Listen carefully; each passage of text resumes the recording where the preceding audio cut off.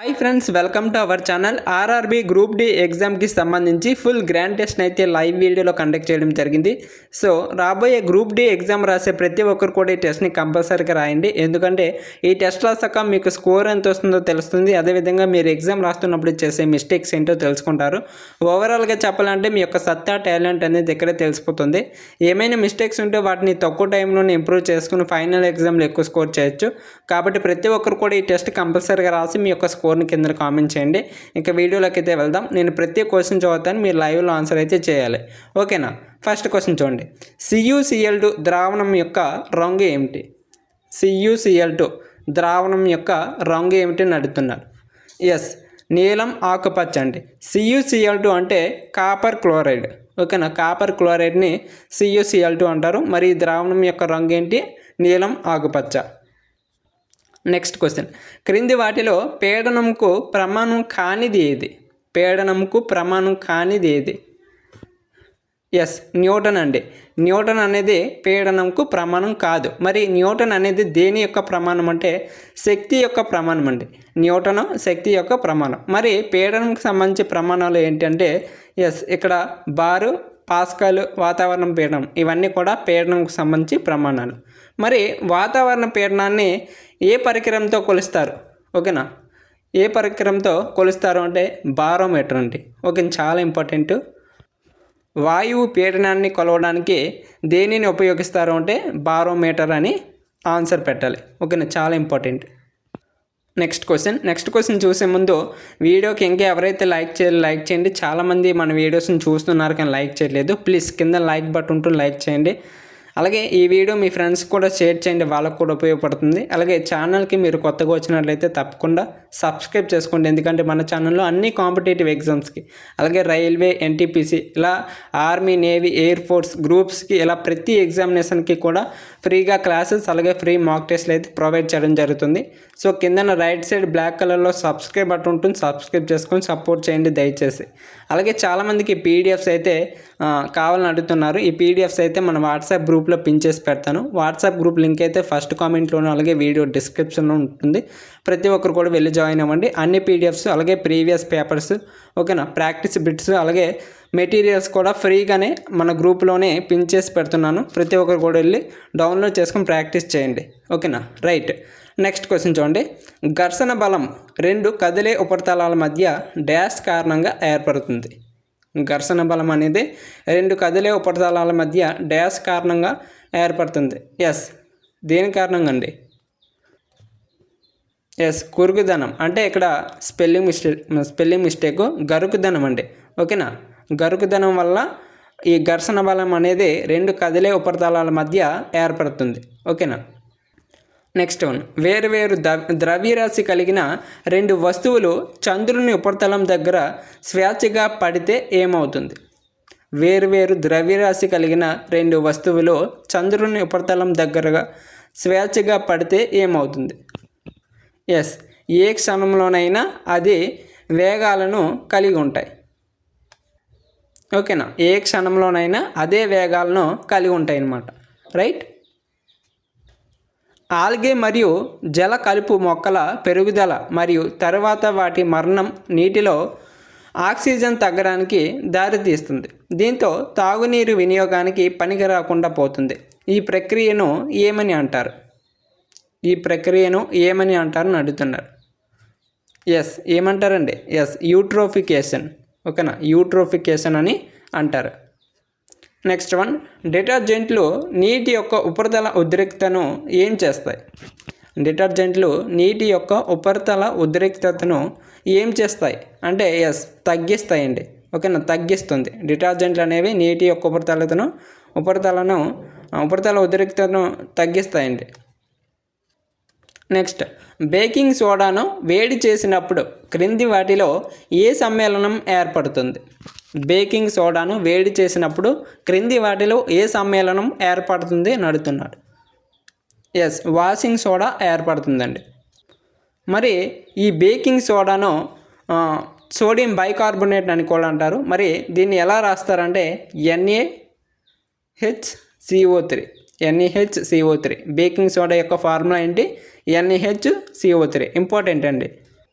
Next one, క్రింది వాటిలో సరైన ప్రకటన ఏది? అంటే ఇక్కడ మనకి 2 పాయింట్లు ఇచ్చాడు కదా, ఇందులో కరెక్ట్గా ఉన్నది ఏంటని అడుగుతున్నాడు. ఫస్ట్ వన్ చూడండి, కౌమార దశలో ఉన్నవారి పోషకాహార అవసరాలు పెద్దల కంటే ఎక్కువగా ఉంటాయి. మరి రెండోది, కౌమార దశలో ఉన్నవారు సాధారణంగా 10 నుండి 19 సంవత్సరాల వయసులో వర్గీకరించబడతారు. అయితే వీటిలో సరైనది ఏదని అడుగుతున్నాడు. ఆప్షన్స్ చూడండి.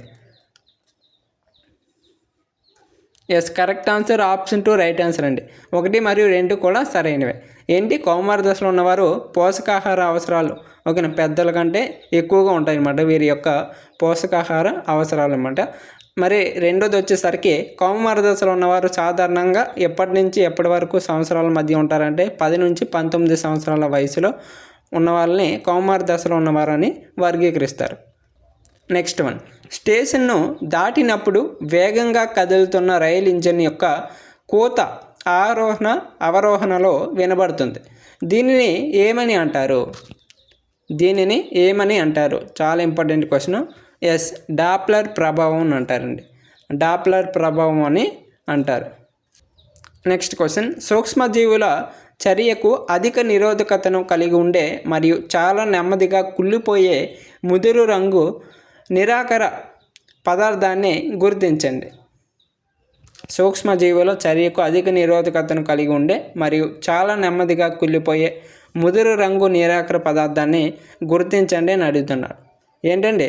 ఎస్, హ్యూమస్ అనేది కరెక్ట్ ఆన్సర్. ఈ హ్యూమస్ అనేది చాలా నెమ్మదిగా ఓకేనా స్లోగా కుళ్ళిపోతూ ఉంటుందండి, డిగ్రేడ్ అయిపోతూ ఉంటుంది. మరి హ్యూమస్ ఉంటుంది కదా, ఇది ఏర్పడడానికి ఒక ప్రక్రియ అయితే ఉంటుందన్నమాట. దాన్ని ఏమంటారంటే హ్యూమిఫికేషన్ అంటారు. చాలా ఇంపార్టెంట్. హ్యూమస్ ఏర్పడే ప్రక్రియని ఏమంటారు? హ్యూమిఫికేషన్ అని అంటారు. అలాగే ప్రకృతిలోని అత్యంత సమృద్ధిగా లభించేటువంటి అమైనో పాలిసాకరైడ్ పాలిమర్ అని దేనిని అంటారంటే చిటిన్ అని అంటారండి. చిటిన్ని ప్రకృతిలో అత్యంత సమృద్ధిగా లభించే అమైనో పాలిసాకరైడ్ పాలిమర్ అని అంటారు. చాలా ఇంపార్టెంట్. మరి కెరోటినాయిడ్స్ అని దేనిని అంటారంటే ఇవి మనకి సాధారణంగా చూసుకుంటే మొక్కలలో ఉంటాయి ఓకేనా. మొక్కలలో ఇవి ఒక పిగ్మెంట్స్ అన్నమాట. కెరోటినాయిడ్స్ అనేవి కొన్ని రకాల pigments, right. Next one, baking powder మిశ్రమం ఏంటి? బేకింగ్ పౌడర్ మిశ్రమం అనేది ఏంటి?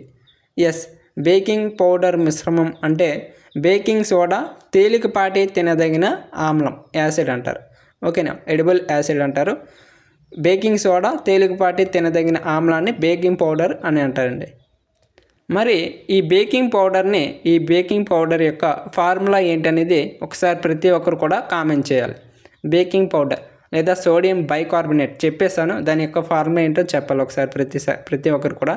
నెక్స్ట్, ప్రథమ చికిత్స పెట్టెలో పారాసిటమాల్ ఉంటుంది. ఈ మందులు ఎందుకు తీసుకోవాలని అడుగుతున్నాడు. ఎందుకండి? ఎస్, తేలికపాటి నొప్పిని తగ్గించడానికి మరియు అధిక ఉష్ణోగ్రత అంటే జ్వరాన్ని తగ్గించడం కోసం ఈ పారాసిటమాల్ని వాడతారనమాట. నెక్స్ట్ వన్, అర్ధవాహకం యొక్క ఉష్ణోగ్రతను పెంచినప్పుడు దాని నిరోధకత ఏమవుతుంది?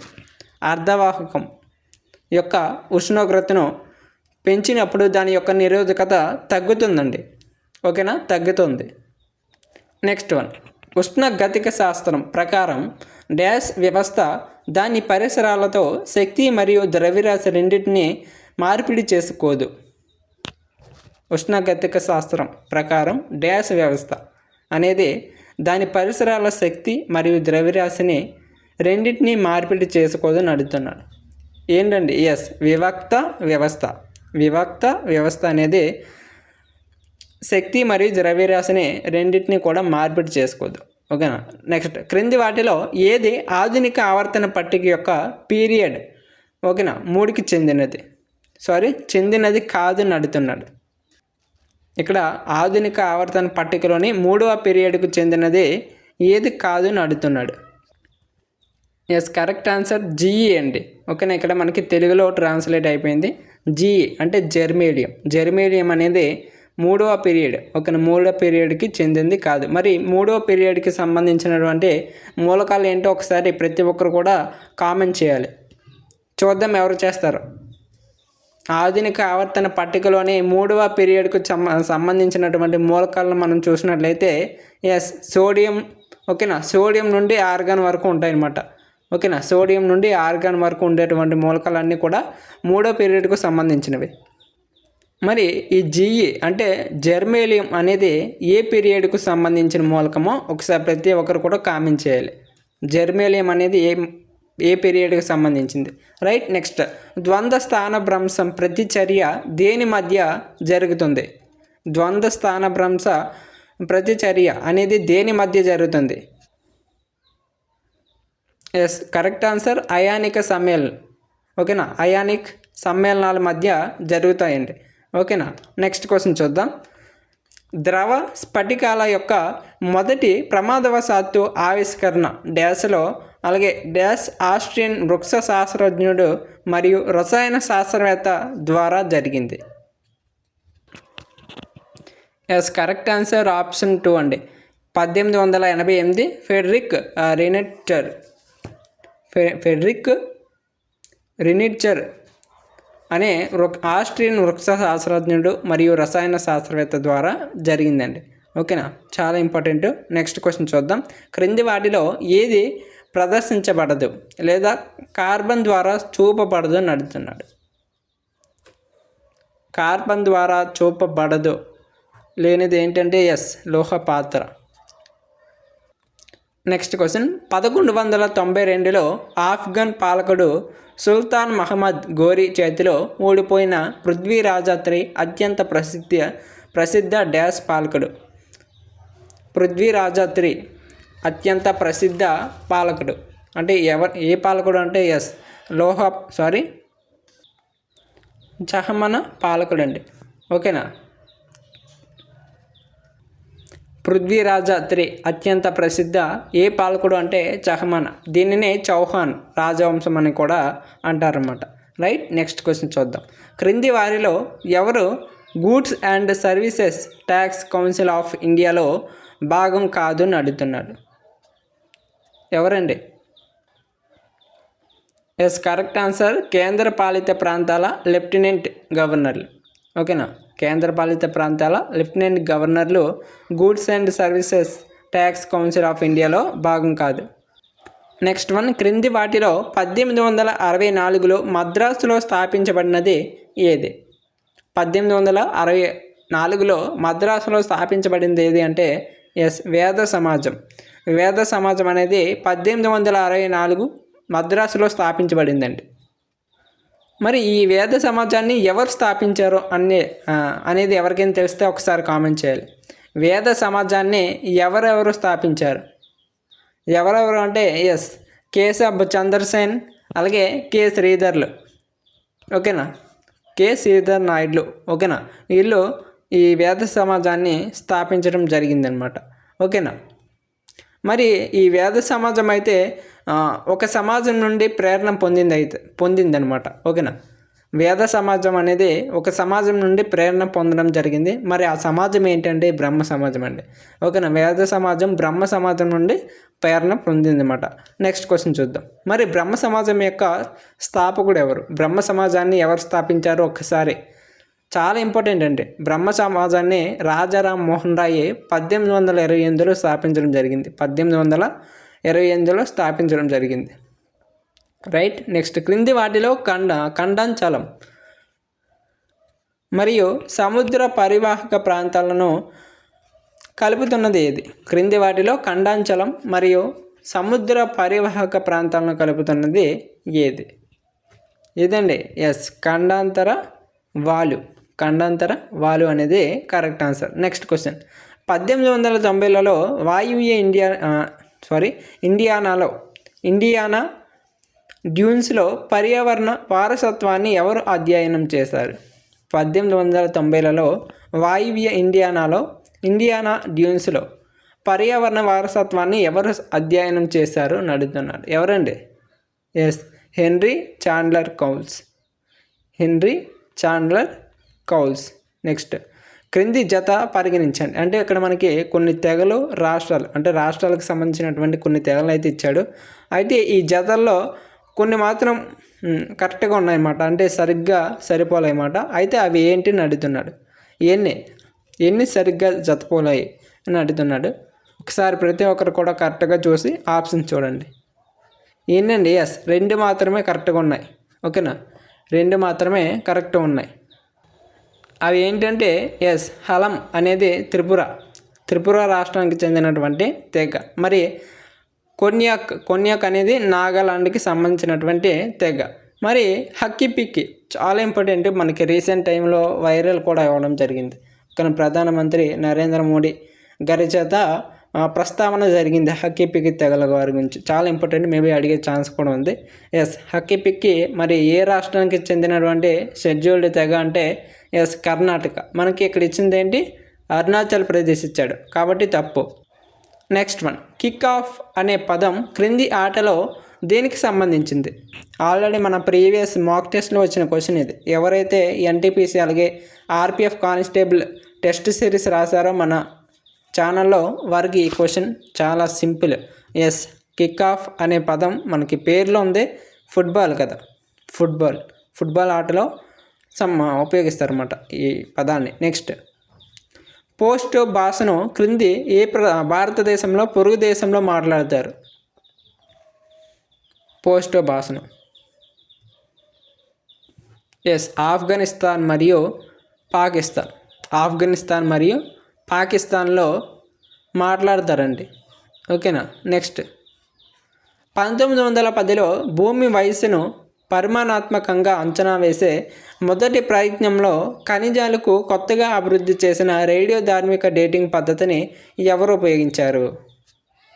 రేడియోధార్మిక డేటింగ్ పద్ధతిని ఎవరు ఉపయోగించారని అడుగుతున్నారు. Yes, correct answer Arthur Holmes అండి, ఆర్థర్ హోమ్స్. నెక్స్ట్ వన్, క్రింది మగధ చక్రవర్తుల్లో ఎవరు అంగను తన సామ్రాజ్యంలోకి చేర్చుకున్నారు? ఎవరండి? ఎస్,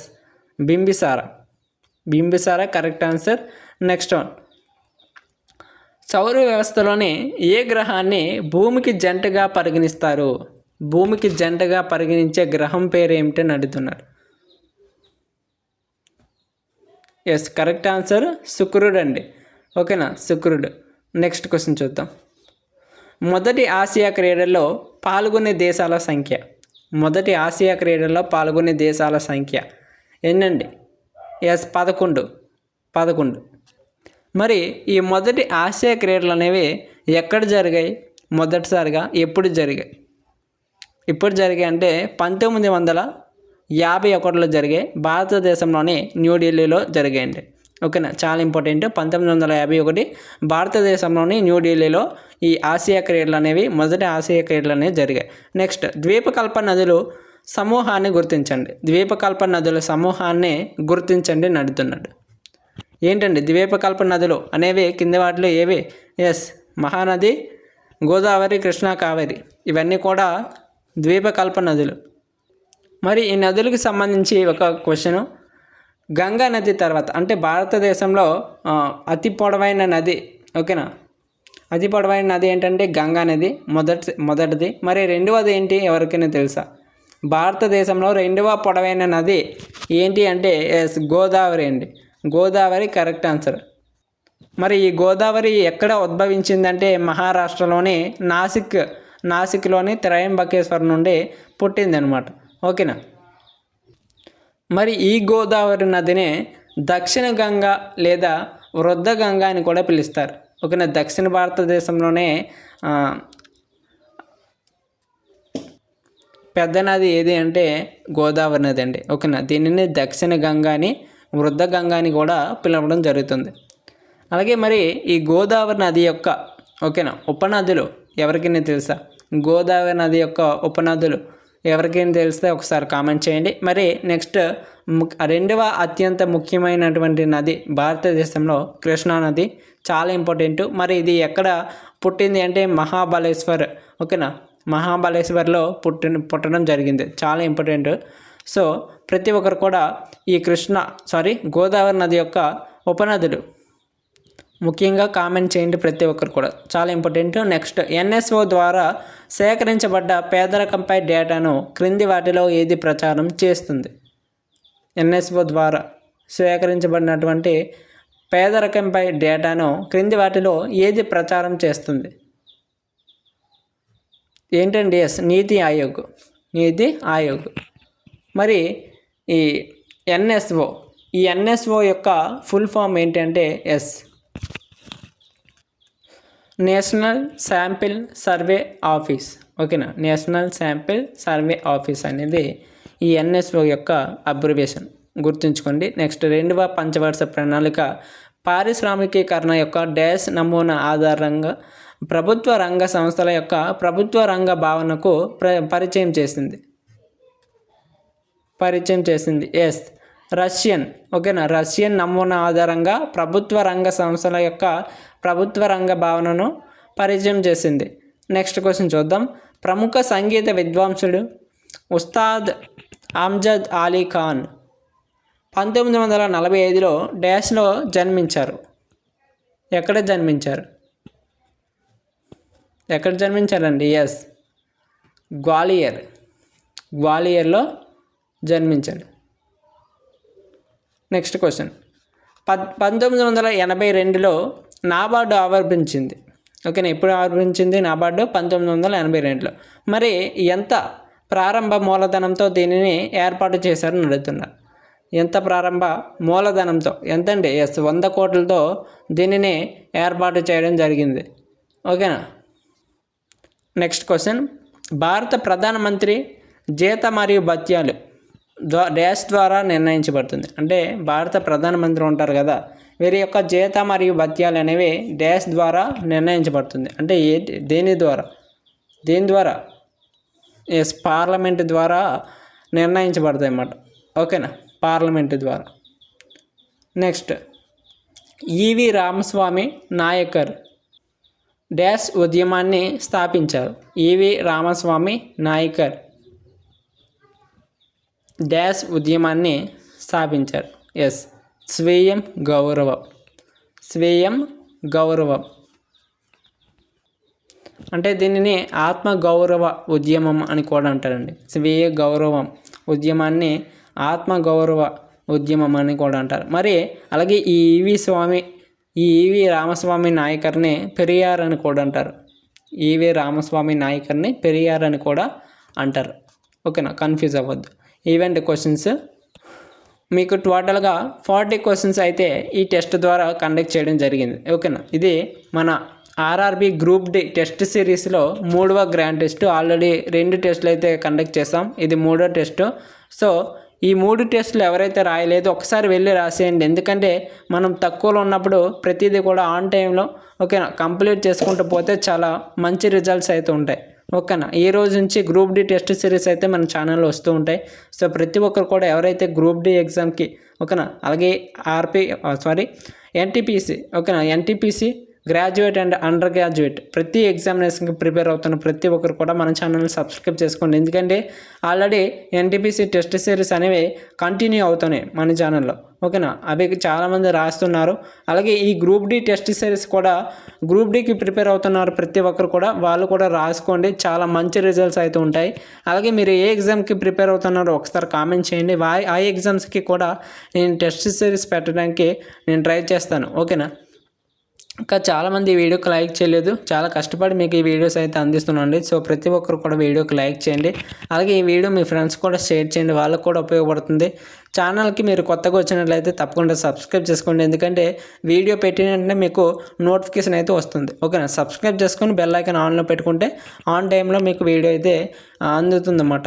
రైట్, మరి ఈ పీడిఎఫ్లు అనేవి మన ఛానల్ యొక్క వాట్సాప్ గ్రూప్లో పిన్ చేసి పెడతాను. ఓకేనా, వాట్సాప్ గ్రూప్ అనేది ఫస్ట్ కామెంట్లో అలాగే డిస్క్రిప్షన్లో కూడా లింక్ ఉంటుంది. ఆ లింక్పై క్లిక్ చేసి మీరు జాయిన్ అవ్వండి. జాయిన్ అయ్యాక మీకు ఈ పీడిఎఫ్లు అలాగే ప్రీవియస్ ఇయర్ పేపర్లు అలాగే ప్రాక్టీస్ టెస్ట్లు ప్రాక్టీస్ బిట్లు ఓకేనా మెటీరియల్స్ ఇవన్నీ కూడా ఫ్రీగా అందిస్తానండి. ఓకేనా, ఫ్రీ సోర్స్ని ఫ్రీగా అందించడం న్యాయం. ఓకేనా, సో ప్రతి ఒక్కరికి కూడా చెప్పేది ఏంటంటే ఇవన్నీ కూడా మనం వాట్సాప్ గ్రూప్లో షేర్ చేస్తుంటాను. సో ప్రతి ఒక్కరు కూడా వెళ్ళి డౌన్లోడ్ చేసుకొని ప్రాక్టీస్ అవ్వండి, సరిపోతుంది. ఇది మరి వీడియో. ఇంకేమైనా డౌట్స్ ఉంటే ప్రతి ఒక్కరు కూడా కామెంట్ చేయండి. Thanks for watching. జై హింద్.